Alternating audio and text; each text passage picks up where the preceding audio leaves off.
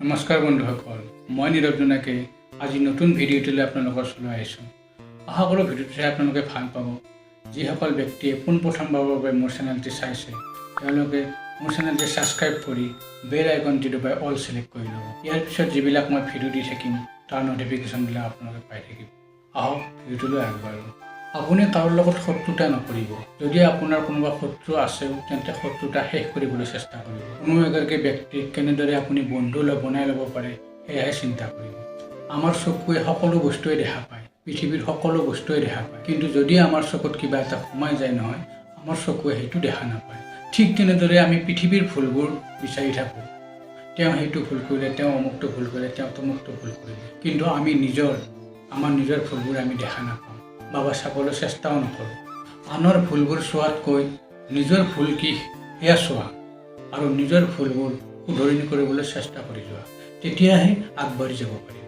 যেতিয়া এগৰাকী ব্যক্তিৰ পেট আৰু অহংকাৰ বাঢ়ি যায় তেতিয়া তেওঁ ইচ্ছা কৰিও কাকো সাৱটি ল'ব নোৱাৰে।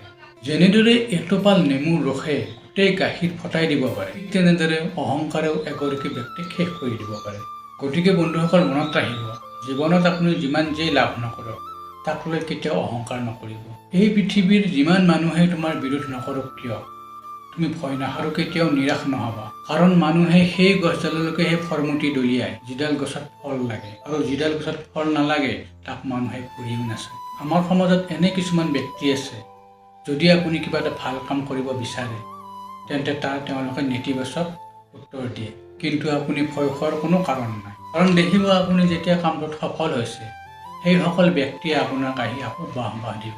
বন্ধুসকল, মনত ৰাখিব, যিটো বস্তুৰ প্ৰতি আপোনাৰ আসক্তি বেছি সেইটো বস্তুৱে আপোনাৰ দুখৰ একমাত্ৰ কাৰণ হৈ পৰে।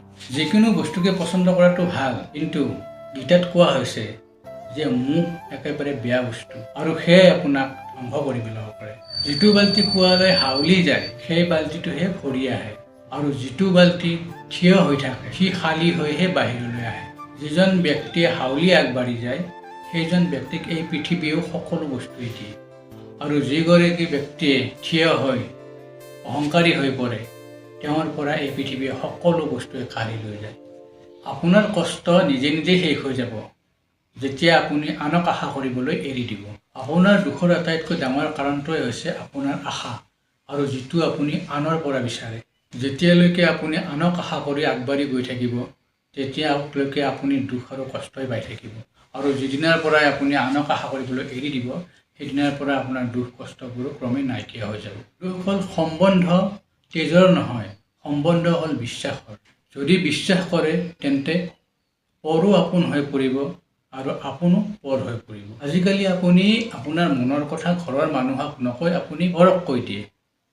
আপুনি পৰক বেছি বিশ্বাস কৰে। আপুনি ভাবে যে তেওঁ আপোনাৰ বিশ্বাসৰ পাত্ৰ, কিন্তু এটা কথা মনত ৰাখিব, এইবোৰ কাৰণতে কেতিয়াবা আপুনি প্ৰতাৰণাৰ সন্মুখীন হ'ব লগা হয়। গতিকে বিশ্বাস আপুনি পাৰিলে ঘৰৰ মানুহকে কৰিব, মনৰ কথাবোৰ ঘৰৰ মানুহকে ক'ব। কৰ্ম কৰিলে হাৰ জয়ী দুয়োটাই হ'ব পাৰে, কিন্তু কৰ্ম নকৰিলে এটাই বস্তুৱেই পাব, সেইটো হৈছে হাৰ। বহুতো মানুহে এইটো ভাবি থাকে যে মই কামটো কৰিম নে নকৰিম, আৰু এনেকৈ ভাবি থাকোঁতে কামটো নকৰেগৈ তেওঁ। কিন্তু যদি কামটো কৰি লোৱা হয়, হয়তো তুমি জয়ী হ'বা, নহয়তো তুমি হাৰি যাবা, কিন্তু কিবা এটাতো তোমাৰ হ'ব।